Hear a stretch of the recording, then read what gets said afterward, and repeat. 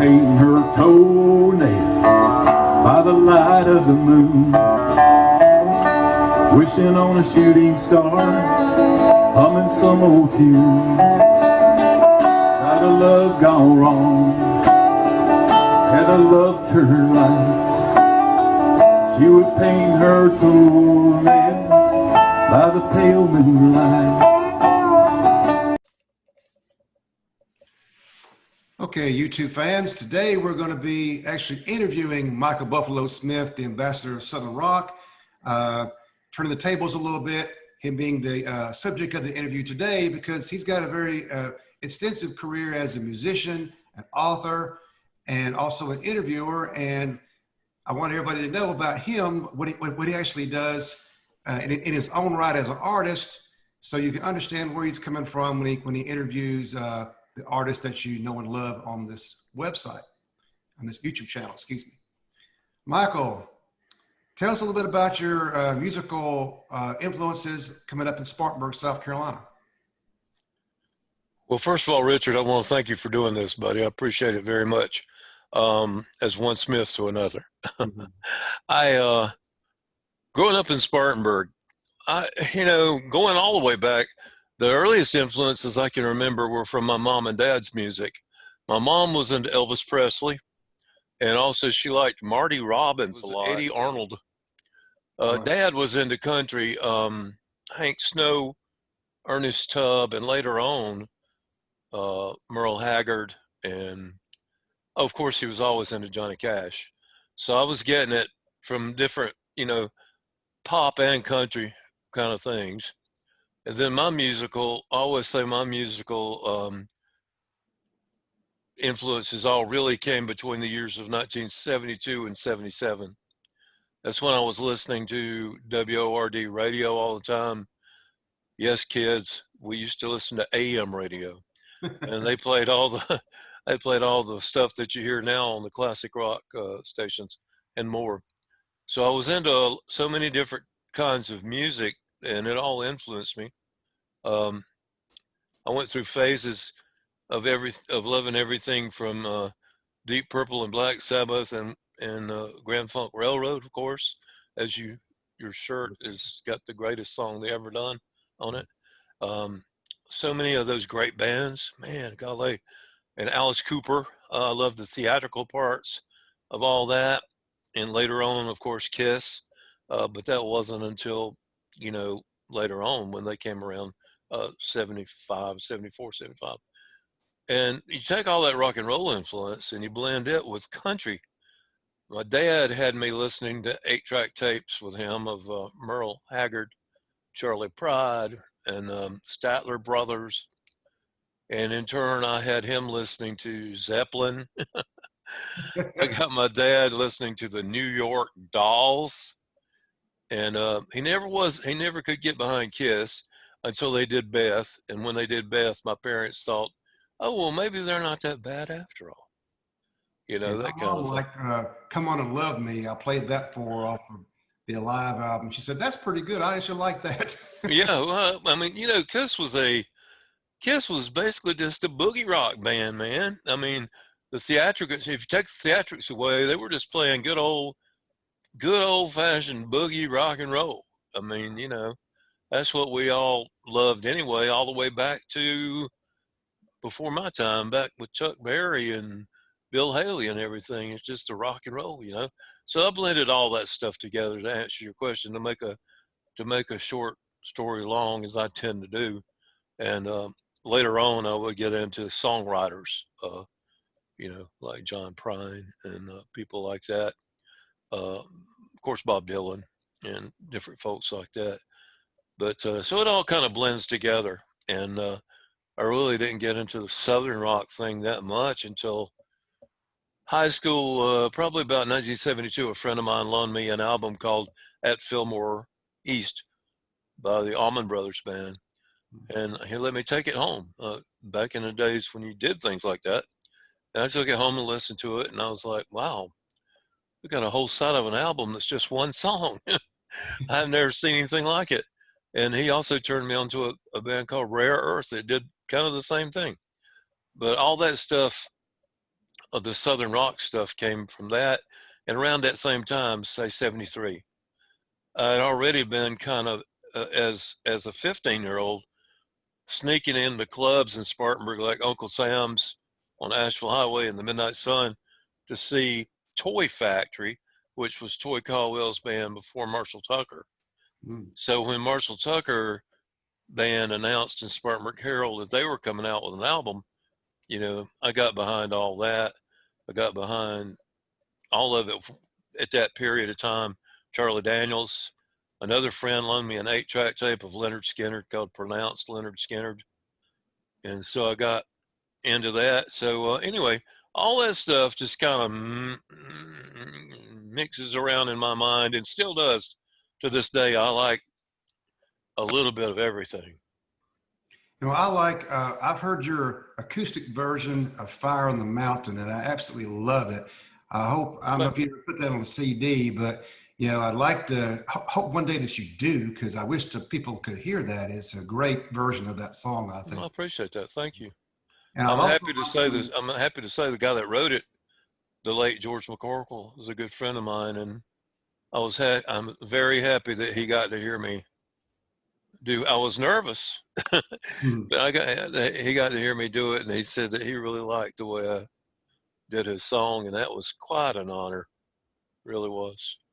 Yeah, it's I think a lot of times as you get a little bit older, like I am, of course, I'm about close to the same as you are, you get to appreciate acoustic covers more than you did when you were younger. When you're younger, all you want to hear is let somebody crank out that lead guitar parts and get down on it. But when you listen to the lyrics, especially of some of these great songs, like that's a good example, that song broken down acoustically, I think really gets across the meaning of the lyrics. Sometimes you don't always get that when you're so much into the music that you're not really paying that close attention to the lyrics, but acoustically you can flesh the lyrics out a lot more and get the meaning across sometimes.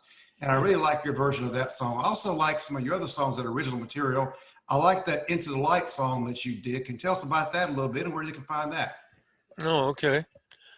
I like to say that Into the Light is basically my testimony as a Christian, because in 1998, I was in the hospital with necrotizing fasciitis, which is also known as flesh-eating bacteria. I was in for 48 days and died twice on the operating table, and the good Lord brought me through. I got out eventually out of the hospital, and I wrote 2 songs about the experience. One of them was called Johnny Taylor's Doing All Right, which is a whole different story. And then the other one was Into the Light, which was basically my thank you to God for pulling me through. You know what I'm saying? Well, I don't know where I'm going, but I can tell you where I've been. I ain't going back again. See, I caught a little glimpse of sunlight as it breaks in the cold black clouds, latching on for dear life, pulling myself out into the light, out of the darkness, out of the void, and out of the pain, into a new place, out of the rat race, out of the darkness and into the light, out of the darkness and out of the void and out of the pain, into a new place, out of the rat race, out of the darkness and into the light.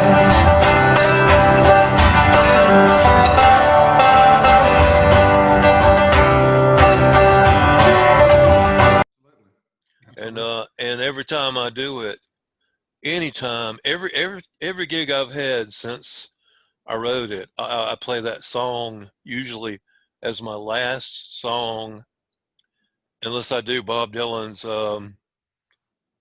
I Shall Be Released, which I close with sometimes.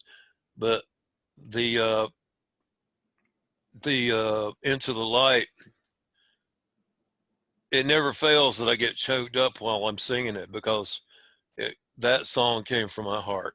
It's on the album called Southern Lights that came out in 2002 or 2003 or something like that, which, folks can get from Amazon or CD Baby or whatever. But Let's talk about your first, CD and go up to the present as far as your music is concerned. Then we'll talk about some other things. But tell me about your first CD when you first started writing songs, and what inspired you to do a CD originally. Well, I first started writing songs way back in high school before I ever recorded anything, and some of the songs were. I got in trouble with a teacher at Burns High School because she caught me writing lyrics to a song, and at that time I was into Kiss and all this kind of stuff. I wrote a song called "Electric Lady," and it was a little bit risque, and she got all over me for that. But that was like one of the first songs I ever wrote. Um, it came. I'll flash forward to 1992 when I was in Greenville, and I recorded a cassette only release. CDs were not, well, they were out, but they weren't nearly as popular. And me and a girl named Donna Orzano, we did this Michael B. and Donna cassette called Fairy Tales with 5 of my original songs, more like kind of country music kind of things. And then from there, my first real solo album came in 1996. It was called Happy to Be Here. And I wrote all the songs on that. There were 14 songs. And it was pretty cool.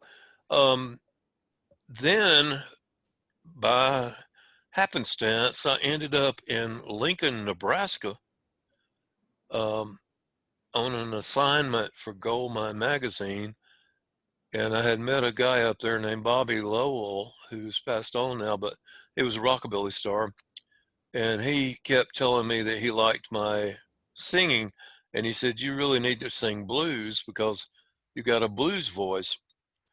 So after Bobby passed away, I went back to Lincoln, and he used a bunch of his musicians from the Rockabilly Hall of Fame band, some really well-known players, and we recorded Midwest Carolina Blues, which had a lot of cover songs only. It only had one original, called She's Got a Hold on Me, which I had recorded that song on Happy to Be Here, and then I recorded it with that band on Midwest Carolina Blues, and then I recorded it a third time later on.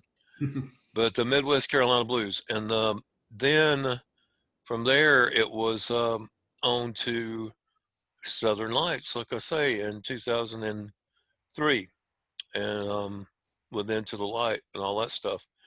Then from Southern Lights, I did one called Something Heavy. Both Southern Lights and Something Heavy were recorded in Huntsville, Alabama, at Mill Kid Studio. The backing band was a great band called the Crawlers. The lead guitar player, Ray Brand, used to play with Stevie Ray Vaughan. And Ray died of cancer, sadly. But we had a great time. And on both of those, I had guest stars, George McCorkle from Marshall Tucker Band. I had Tommy Crane from the Charlie Daniels Band.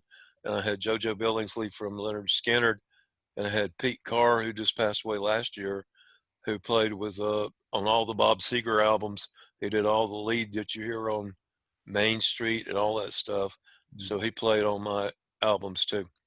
Okay, and then from there in that Something Heavy, I didn't do any recording for many years until 2017, and I met a guy named Billy Eli, and he mentioned something about recording an album and producing it for me. So I gathered together some tunes, and I took my friend Joey Parrish from Silver Travis Band, and we flew out to Austin, Texas, and we recorded the Austin Sessions, which is a 5-song CD produced by Billy. The drummer on there, Michael McGarry, was the drummer for the late Jerry Jeff Walker. And I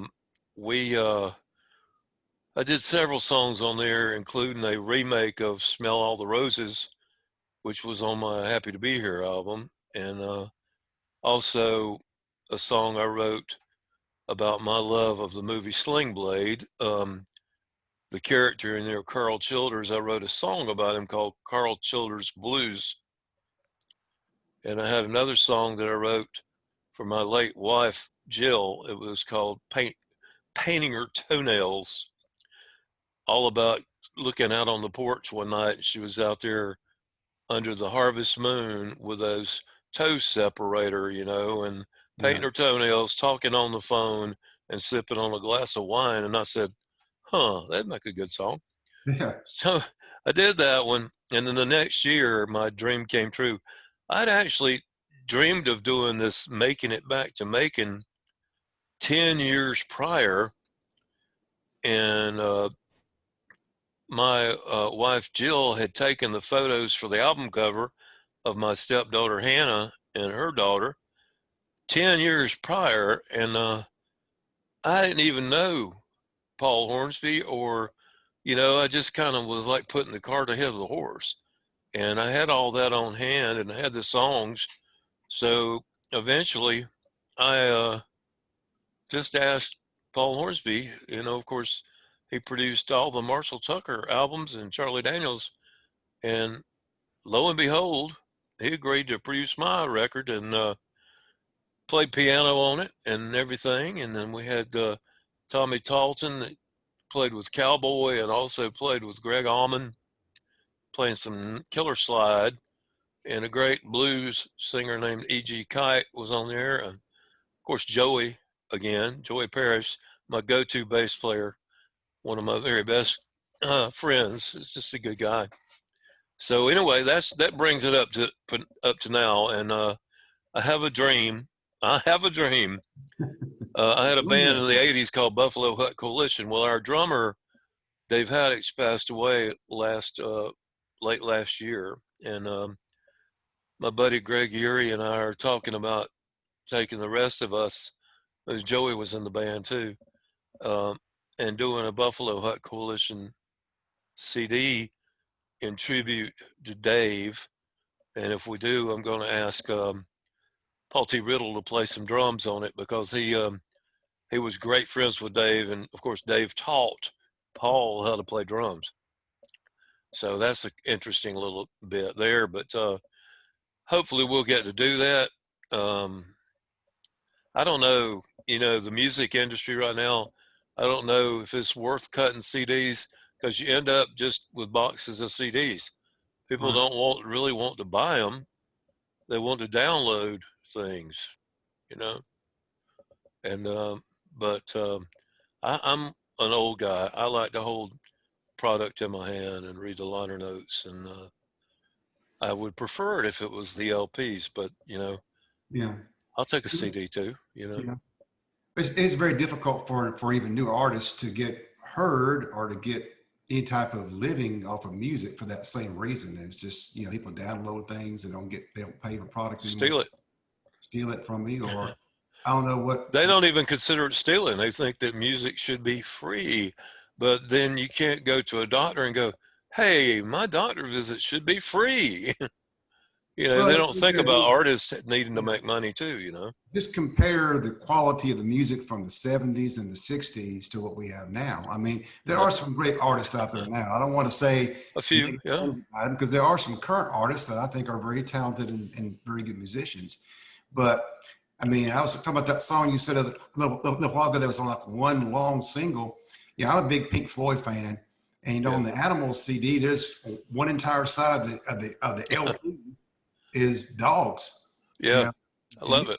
You can't, and a lot of the Led Zeppelin songs were very long. You can't do that nowadays. Nobody puts out a 7 or a 10-minute song or 11-minute song. It's a part of that short attention span that people have now. Everything's instantaneous. If you can't get it right now and get it, quickly, then they move on to something else. They're just not, people don't have the patience or even the interest in it. But there are still a few. I keep finding people who do love, like you say, to put on a Pink Floyd. And I was talking to a musician the other day, and and he was talking about Pink Floyd, and it's like when you had those albums, they put them together a certain way so that it was an experience. The way you line up the songs and the way they go from one to the other, and people like that. I mean, albums like that meant so much. Nowadays, it's like kids today, what you gonna do? They just they want the single. Give me a single, a bunch of singles, and that's all I need. And it's got to have a drive and dance beat, and that's okay. But that's not saying that they're all like that, because anytime you group all of anybody together and under one umbrella, then you're way off base, because there's always an audience for what you're doing. If you Right. if you find them, you can find them. There's a lot of even young people today that enjoy listening to an entire album or entire CD, Yeah, or download the entire EP or whatever they call it now. yeah. And there are artists that do that type of thing. It's just much harder to find them now. You have to look for them. You can't just, back in our day, you could turn the radio on, and there'd be some DJ playing a new song by a new band that he just heard, and you can't even get that now. Nowadays, it's all programmed, and you have to I know. you can get a new artist. Remember the days when they used to I used to be a DJ, and they told you how many seconds were at the beginning and the end of a record. It said it on the record, because they would talk all the way up till the vocals started. Right. You remember that? It's Yeah. like all the way up, man, just talking over the music. And but I liked it. I liked it. It was exciting, man. I bet it was. I mean, I tell you what, but Buffalo is not just a musician and a lover of music, but you're also have written many books. So can you talk a little bit about the books that you've written, and also you do an internet magazine, a Grits magazine, and a Kudzu magazine. Excuse me, Kudzu magazine. You do now. You did do Grits at one point. Right. Let's talk about a little bit of your writing history. All right, sure. Well, I guess I really didn't get into writing. To be a writer, you've got to read a lot. And I didn't read a lot until I went to college. I went to Spartanburg Methodist College, and I had a professor there named David Shuping, and he inspired me. It was my creative writing teacher, and he gave me an A++ on an essay I wrote, and told me I should really be a writer. And I was like, really? So I got to thinking about it, and I started writing for school papers, college paper. I started doing some freelancing for the Spartanburg Herald, all that kind of stuff, some local newspapers and magazines and all like that. And then I started looking into doing books, and I self-published a couple of books there for a while through this company, Lulu. And I did just a few like that, and then I hooked up with the wonderful people at Mercer University Press in Macon, Georgia, and they published my memoir book, Prisoner of Southern Rock, with a foreword by my buddy Billy Bob Thornton. And I was really tickled to death that they would not only put out my book, but in a hardback. And I mean, I still can't hardly believe it. It had, my whole life interspersed with stories of Southern rock stories, backstage stories, etc. So I did that, and then that started a chain reaction of books through Mercer. Did an oral history of Southern rock called Rebel Yell, and I did a couple of collections of interviews, one called Capricorn Rising and one called From Macon to Jacksonville. I've got another one coming out in the spring on Mercer. It's called Fix It in the Mix, and it's co-authored with Paul Hornsby, the producer that I spoke of earlier, and his whole life story as a producer and a musician. Because before he produced Marshall Tucker and all, he was in a band called the Hourglass with Greg and Dwayne Allman in the 60s. And they played in Los Angeles and all around and were really very, very popular. like a pop rock kind of band. So it's kind of interesting story. I wrote that. I got another one being looked at by them. I did self-publish a book through Lulu on the old Greenville Memorial Auditorium. The big brown box with The brown box, yeah.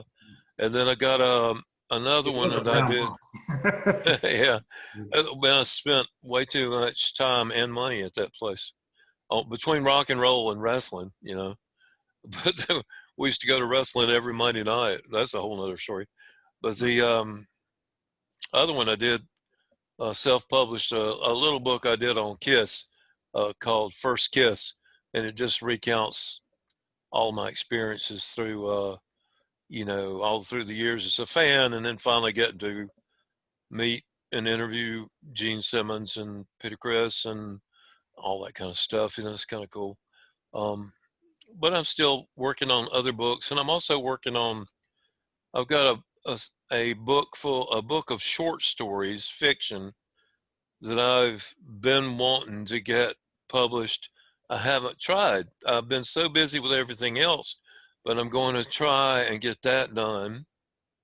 And I've got a novel, a Southern novel that I'm working on, and I've got a screenplay that's really good that I co-wrote with this wonderful, wonderful guy named Richard Smith. And it's being looked at by important people in high places. And we've got our fingers crossed because I think it's great. I think it's a wonderful story. And I'm not going to say anything about it because it's such a good idea. Somebody might try and rip it off. So we're going to not say nothing. I also have another script that I'd worked on before I met you years ago. It's kind of a Southern rock Spinal Tap. Mm. And it's called Dixie Rose. And it's pretty hilarious.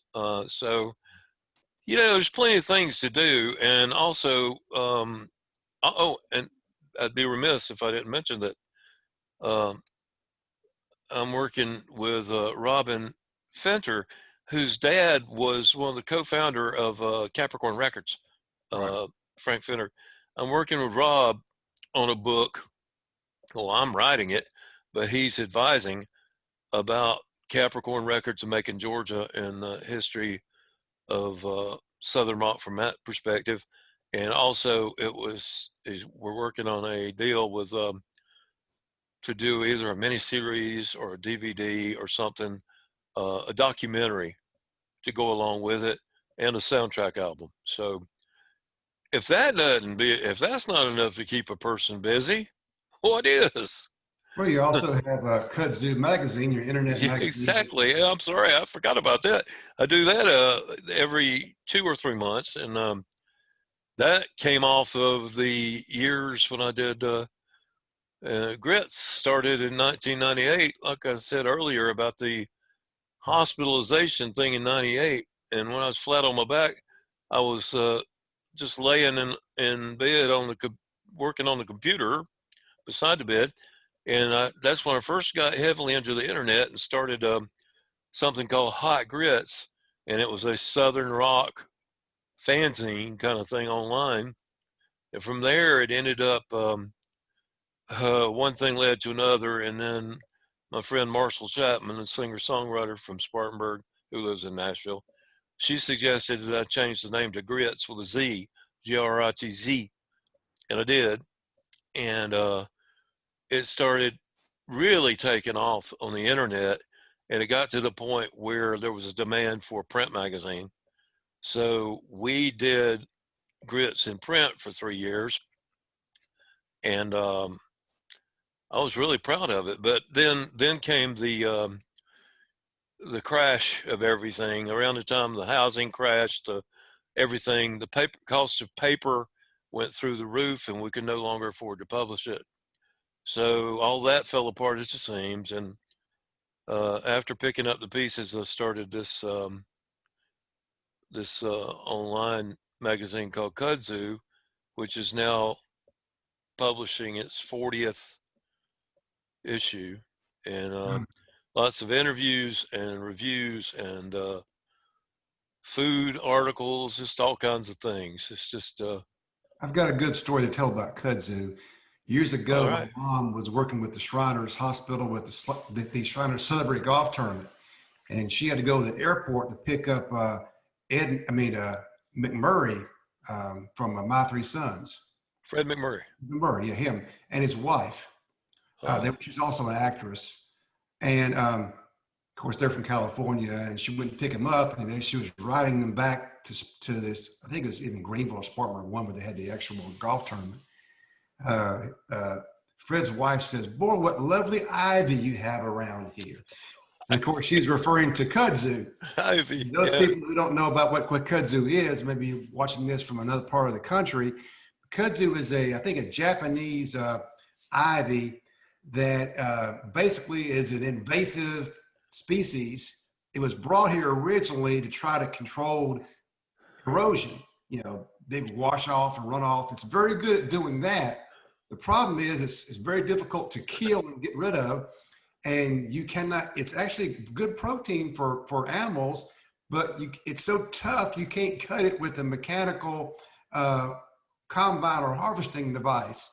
So basically it went out of control, and you see around town now, there's places where they say kudzu controlled area. They're trying to figure out ways to control the kudzu, because if you don't control it, it will take over everything. It will climb up telephone poles, power lines, and pretty much control everything. So that's where the kudzu came from, and that's what kudzu is all about. It's definitely a Southern problem now because it got brought here in an ill-advised attempt to control erosion. Well, you know, and I spell my magazine name differently. I spell it Kudzoo, but anybody who's watching this that might want to see or read more about kudzu is Kud how ZU, yes, kudzu, Kudzu. And if you just Google that, folks, you'll see pictures of like cabins and houses and all where the kudzu just ate the house. It just overtook it. It's amazing. It's amazing. It's lovely ivy though. Yeah, both you and I are from Spartanburg, and Yeah. this is really an area of great significance to the Southern Rock era because, of course, Marshall Tucker Band, very popular Southern Rock band, are from Spartanburg. We both knew some of the members there. You knew them better than I did, but my dad actually was a security guard at the hospital. He got to know several of the members of the band also. And we also had some blues artists like I think Pink Anderson, that was the basis for the name for Pink Floyd. Yep. Was one of the guys from this area called Hub City. You know, Spartanburg was considered like halfway between Atlanta and Charlotte or something. That's where they got the name Hub City from. But you know more about this than I do. Talk about a little bit about the Hub City area, Greenville and Spartanburg, and the roots of the Southern rock and blues-based music in this area that did so much to influence artists all over the world, including the great British invasion bands as well. Yeah. You're right. Pink Floyd named their band after Pink Anderson from South Carolina and Floyd Council from North Carolina. But the, you know, I didn't even mention earlier when we were talking about books. Actually, my first book was Carolina Dreams, which was a little book about music of upstate South Carolina. And so I wrote in there about the different, you know, besides the Marshall Tucker Band, of course, we had Marshall Chapman, singer-songwriter, who is still very successful. She's done 14 albums and written hits that everybody's recorded, from Emmylou Harris to Sawyer Brown to just everybody. You know, and we had country guys from here like Don Reno and Buck Trent that was on Hee Haw, Right. the banjo player. He was from here. So many people. Aaron Tippin was a big country star in the 90s, and he's from Greenville area. There was just so many. Oh, me. so many. Artemis Pyle from Leonard Skinner was from Spartanburg, and Charlie Daniels was from Wilmington, North Carolina, but he was living in Spartanburg when he went to grade school, and actually was in school in some of the same schools as some of the Marshall Tucker guys, but they didn't know each other at the time. It's kind of interesting in a way. And And some of the more recent acts, I mean, I'm a big fan of Edwin McCain's. oh He's yeah, great. Edwin. Yeah, he's great. I love Edwin from Greenville, and yeah, my late wife used to babysit Edwin when Edwin was just an infant. That's how old we are. But and her dad was a doctor, and his dad was a doctor, and so yeah, I reminded him of that one time when we were talking, doing an interview. Man, a great talent he is. You know, of course, Hootie and Blowfish were from Columbia, but they spent a lot of time in Greenville, playing in Al's Pump House and stuff like that. and Alabama started really down at the Bowery at Myrtle Yeah. Beach. They were big Yeah, there. and played in Greenville during the winter months at Chiefs. They played in Greenville on the winter months and summer at the Bowery, and they were called Wild Country, which is kind of cool. When we saw them, they were called Wild Country. Right. But One of the things you've done there's besides so being many. a musician and a writer is you've done, I don't know if our fans know that, but you've done a lot of interviews with some very famous people. I know that you interviewed Elton John, for example. It's not all limited to Southern rock artists. You've done artists all across the spectrum, and even some you've had on the YouTube channel, like the drummer from Foghat and stuff. But you've done Right. a lot of interviews over the years. You want to talk about some of the interviews that you really enjoyed Oh doing? gosh, yes. You know, talk about a couple that I can't believe that I was able to do. Back when we started Edge magazine in 1991 in Greenville, it was a local tabloid, but because we had the name Edge magazine, people like publicists and all kind of thought that we were national.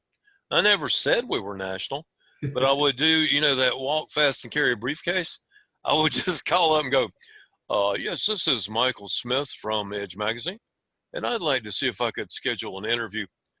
They were re-releasing the Concert for Bangladesh on CD for the first time, and they had George Harrison was going to do a limited number of interviews. So I put in for an interview, and lo and behold, oh yeah, we're going to let you talk to George. Now you're only going to have 10 minutes, and you can't mention the Beatles. And I said, oh, okay. So we're talking 10 minutes, 15 minutes, 20 minutes. And then I said, wow. I said, man, I just appreciate you, George. And he goes, aren't you going to ask me anything about the Beatles? I said, they told me I couldn't. And he goes, oh, no. He said, I like talking to you. Anything you want to know. So that was quite cool. I had I would something. have passed out. I wouldn't have been able to talk to him. Yeah, I mean, I was just like, it's like that you remember Chris Farley on Saturday Night Live, and what he's that guy on that talk show, and he's like, remember when you were in the Beatles? That's kind of like what I turned into. Yeah, Jello. my wife gave me a hard time because you were kind enough to get me backstage passes to interview Chuck Negron, and we did a solo appearance in Asheville a few years ago. Oh yeah. And, I was barely able to do that. I was kind of shaking when I was doing it. My wife gave me a really hard time about that, saying, I can't believe you're that nervous. I said, well, that was the first concert I went to. I was 12 years old in 1974 when they came to the big, I think it was either Green, I think it was Greenville, the big brown box. Yeah. And, right. back then they were the biggest band in the world at that time, Huge. 1974. And the fact that I was getting to meet, him, it was very hard to do that. And I know you've done not only the great George Harrison, but a lot of other artists. And it really is, it tells a lot about you that you're able to keep your head and to interview these, legends like that without, stumbling and bumbling like I would do. I don't think about it. There's only a few I think that would have gotten me really shaken up. Even today, if I were to talk to Springsteen, I wouldn't be able, I don't think I'd be able to do it. A singer from England I just love named Kate Bush. If I were able to talk to her, I would just probably pass out. I was that way with David Bowie too. I always used to dream of getting an interview with Bowie because he was one of my favorites. I was a little nervous talking to Elton John, to be quite honest. Um, and one of the fun ones that I recall was cousin Ted Nugent. And it was he is a blast to interview. I He bet. is wide open, Yeah. completely wide open. And this little quick story, he said, Michael, I'm sitting on my porch on my property, and I'm looking down here, down by my river. And he said, I see some of my deer down there drinking out of the water. And he said, I just want to tell you something. We've got some coyotes that have been getting in here and getting my deer.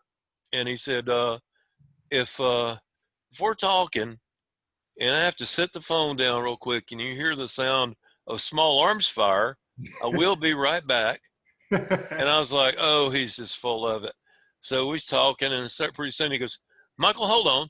I hear blam, blam, blam. He goes back, he goes, well, there's one coyote that won't be bothering my deer anymore. And I'm like, all right, Ted, all right. But he was fun. And another really fun one was Leon Russell. Leon Russell, they had told me that he didn't like interviews and you can have 15 minutes max. And after we talked for 15 minutes, he just kept going, and we ended up talking for an hour. You know, had something similar happen with Dickie Betts from the Allman Brothers Band. We were doing the interview, and my tape, I was recording on cassette tape at the time, and I'd flipped it over and filled up 90 minutes. And then I said, well, my tape ran out. I said, that's all my questions anyway. And he goes, oh, really? You don't have to go, do you? I'm like, well, no. He goes, well, I'm just sitting here having a glass of wine. He said, my wife and Dwayne are going to see the movie Almost Famous. And he says, which of course they had a character in there based on him. And we were sitting there, and he says, let's just talk about music. So, with no recording going, we talked for, another 30 minutes. And I just felt like, very lucky, very fortunate. That's all I could say. I think that's a sign of a great interviewer, that you can talk to people and they enjoy talking to you, and it's almost like not an interview, because I'm sure it's a conversation. Yeah, they talk to so many reporters and interviewers that they're probably heard the same old questions over and over again. Oh, yeah. Tired of hearing about it. And if you can actually talk to them about something they enjoy talking about, you can pretty much, get a lot more information out of them. And that's what's good about this channel, is that when you have artists on, I noticed that you do talk, quite a bit about things that they enjoy talking about. And, sometimes it's kind of hard for the average viewer to watch if they don't know some of the names you're talking about, but it certainly helps people who are deeply invested in the artist and the music to get more detailed questions than you typically get from a normal interview. And I remember you told me about Elton John, that he had some very nice things to say about you when you interviewed him. Can you tell us about that a little bit? Yeah, it was very nice. He had just done an album called The One, and which that album became, my wife at that time was just my girlfriend, and we worked together, and that was our album and our song and everything. And I'd taken her to see him in Charlotte. In fact, I took her to see him about 4 times, but in Charlotte is where we met him. And then he agreed to an interview, and he had called me from a phone. I don't know if it was a pay phone or somewhere, or had his people call me and put him on, and personally thanked me for the interview and the review and everything. And it was just really just a great gentleman. It really was. Elton was. Enjoy talking to you today, and let everybody know that that you have CDs that are great. They're available for purchase, and books as well. And I probably can get some of those CDs autographed if they contact you. Yeah, they can email me directly at michaelbuffalosmith@gmail.com. And also, anybody that's interested, if you want to find out about writing, book, any of the stuff I do, I have a website at michaelbuffalo.net, and everything is on there, including the Kudzu magazine and links to this video channel and links to all the stuff that I do. So anyway. And it's easy to get an electronic copy of the Kudzu magazine. Just all they need is an email address, and they join right.